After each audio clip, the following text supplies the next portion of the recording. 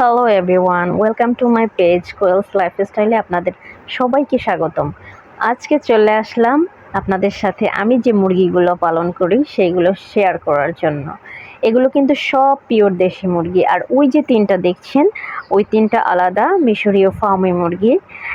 মুরগি পালন করা কিন্তু আমার একটা শখ, আমার কাছে অনেক ভালো লাগে মুরগি পালন করতে।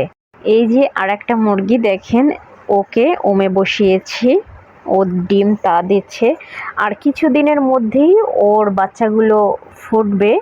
আমাদের বাসায় নতুন সদস্যরা চলে আসবে। আমার তো অনেক ভালো লাগে দেখতে, অনেক খুশি লাগছে আলহামদুলিল্লাহ। আর এখানে আছে 1 মাস বয়সী মুরগির বাচ্চা, এই তো ওদের বয়স 1 মাস হয়ে গেছে।